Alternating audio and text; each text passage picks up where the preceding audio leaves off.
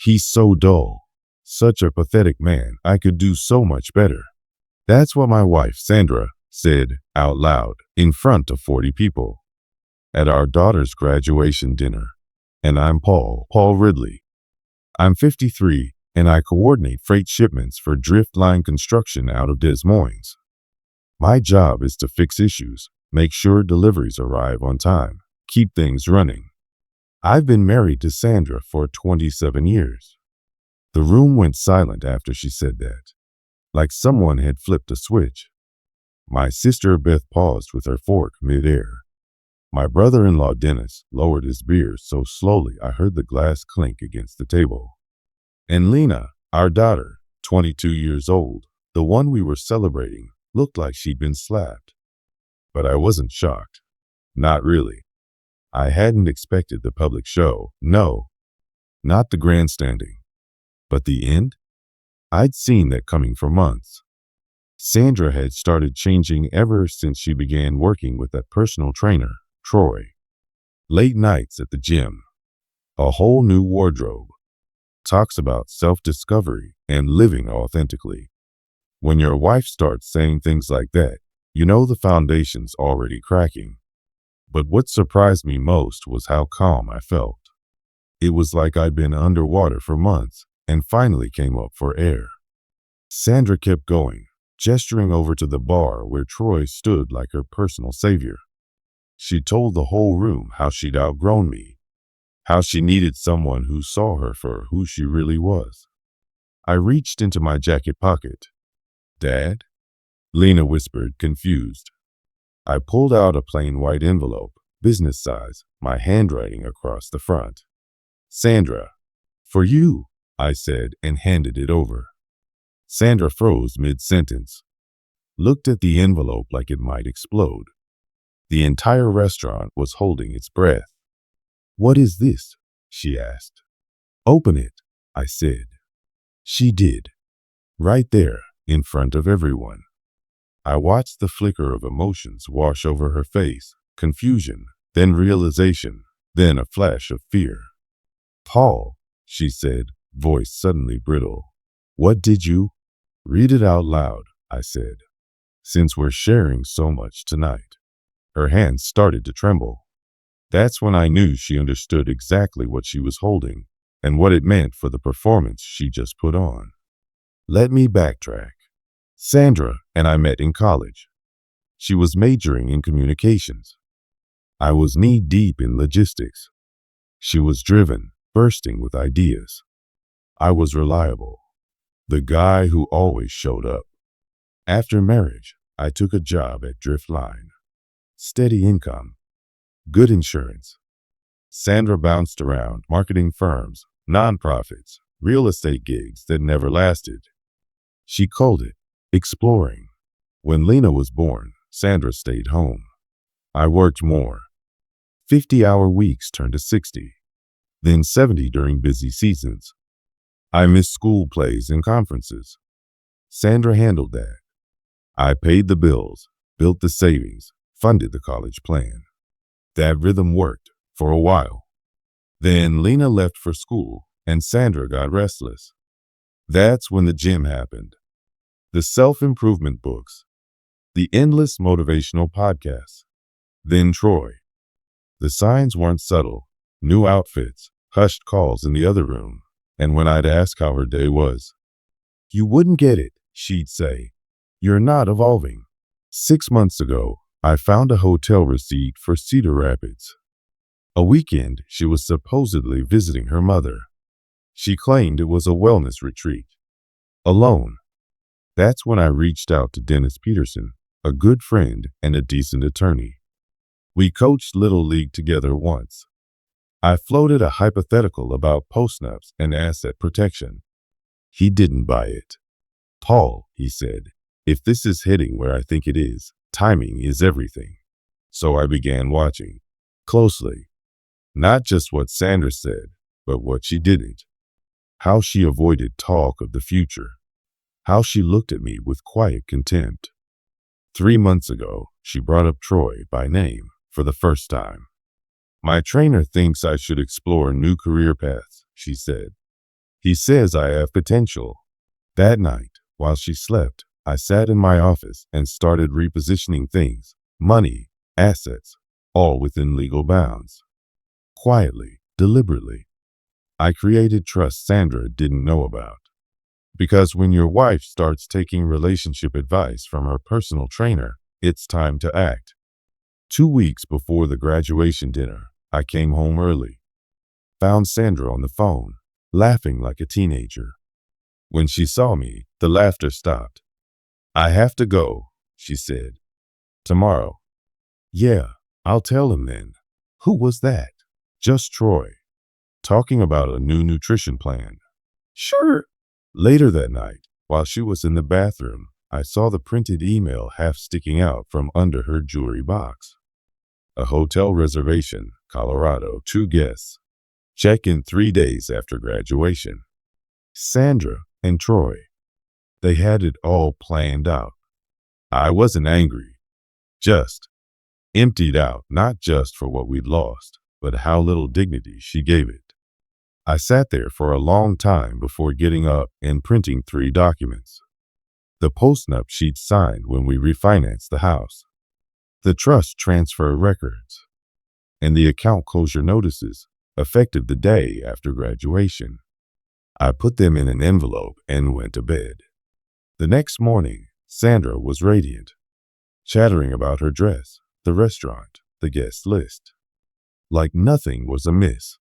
I want tonight to be perfect, she said. It will be, I told her.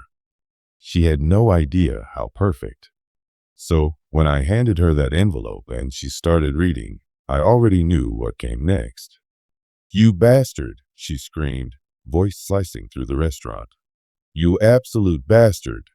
Everyone looked. The waiter froze mid-pour. Even the busboys paused. Is there a problem? The manager asked, suddenly at our table. Oh, there's a problem, Sandra snapped, waving the pages. My husband just. She stopped, realized mid-sentence she was about to publicly explain our finances. Keep your voice down, I said calmly. You're making a scene. I'm making a scene? She laughed, shrill and brittle. You planned this. You knew I was going to. She stopped again, scanning the room, realizing the trap. This isn't legal, she hissed. You can't just move our money. I didn't move our money, I said. I moved my money per the postnup you signed. You remember, right? Your lawyers said it was smart. 5 years ago. Dennis, the brother-in-law, cleared his throat. Sandra, maybe take a moment. Talk in private? Don't take his side, she barked. I'm not, he said.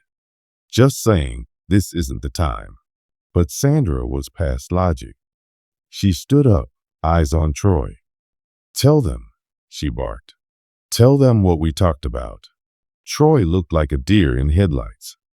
Definitely not part of the plan. Babe, he said cautiously, maybe we should just leave. Tell them how you make me feel alive, she insisted. Tell them how much better you are. He looked mortified. Finally, he stepped forward, tried to guide her away. That's fine, I said. You can go. But Sandra might want to finish page 3. Her hands trembled as she flipped. Her face drained of color. The house, she whispered, is in Lena's name now, I said. So is the cabin, and the boat, and most of the savings. Amazing what good estate planning can do. You can't do this, she whispered. I already did. Lena looked at me. Dad, what's happening? I looked at my daughter, the best part of this whole messy life. Your mother wants a new beginning, I said. And I'm making sure she gets one without taking yours. Sandra sat down hard, eyes locked on the papers. The fight was gone. For the first time, she understood. While she was busy scripting her dramatic exit, I was preparing her landing. When she spoke, her voice was different, smaller. When? She asked. When did you know? I could have lied, claimed I'd just figured it out. But Lena deserved the truth. And Sandra? Sandra no longer had a claim on Gentle. The hotel receipt, I said. Cedar Rapids. 6 months ago. Sandra's mother, Joyce, spoke for the first time. What hotel receipt? Sandra shot me a look like she could melt steel. She didn't want her mom to know about Troy. Probably planned to ease him into the picture after the divorce. Frame me as the villain, her as the poor woman who'd found love again.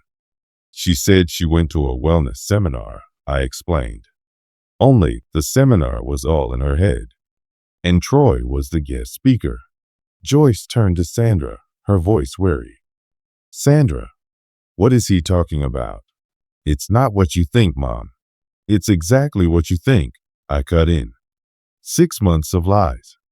6 months of sneaking around. 6 months of planning to detonate our family at our daughter's graduation dinner. Troy shifted in his seat. This wasn't the script they'd written. In their version, I was the boring husband who'd driven her away. She was the woman who'd finally chosen happiness.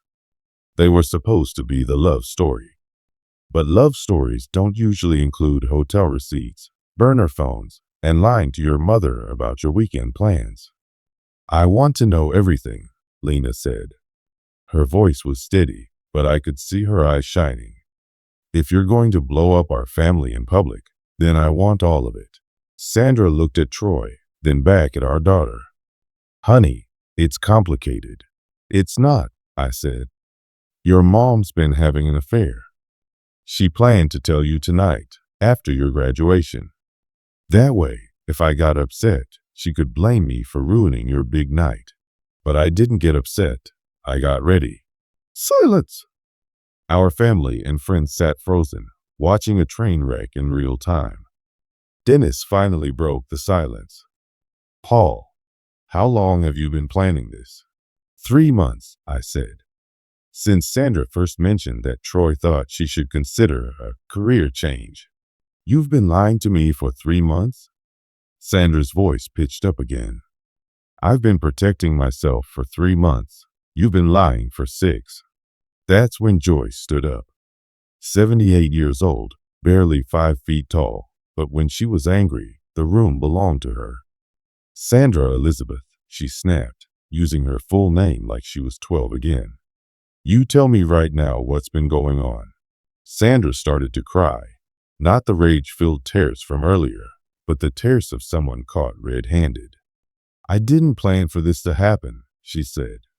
I felt stuck. Paul works all the time.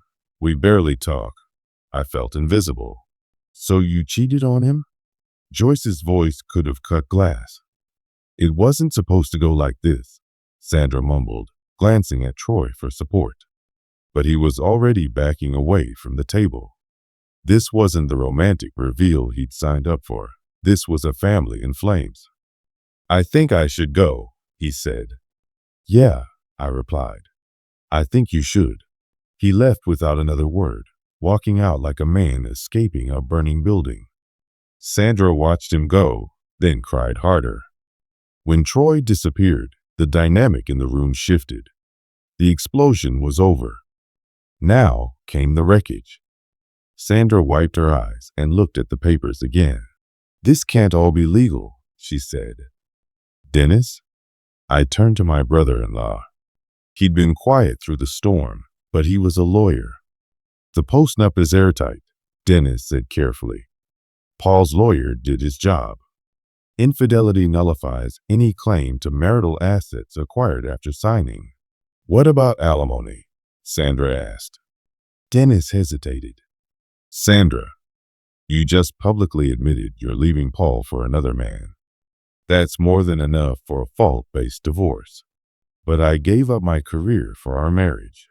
You worked part-time jobs, Lena said softly. Dad paid for everything. Sandra turned to our daughter. Sweetheart, you don't understand. I understand you cheated, Lena said coldly. I understand you planned to humiliate Dad tonight. And I understand he spent 3 months protecting us from whatever mess you were building. Joyce nodded. Your father's a good man, Sandra.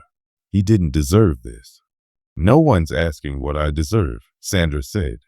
That's because you threw that away when you started lying, I said. The manager reappeared, looking tense. Folks, I hate to interrupt, but we're leaving, I said, standing. I dropped cash on the table, more than enough for the bill and a hefty tip for the staff who'd witnessed our family implode. Paul, Sandra said as I helped Lena with her jacket. We need to talk. We just did, I said. In front of everyone you wanted to impress. You got your moment, Sandra. You showed them how much better you deserve. Now you get to see what better really looks like when you're 49, jobless, broke, and alone. The house, the cars, the boat, the cabin, they're all in Lena's name. You signed those papers. I didn't know what I was signing. You did. Your lawyer explained every clause. You just never thought they'd come back to bite.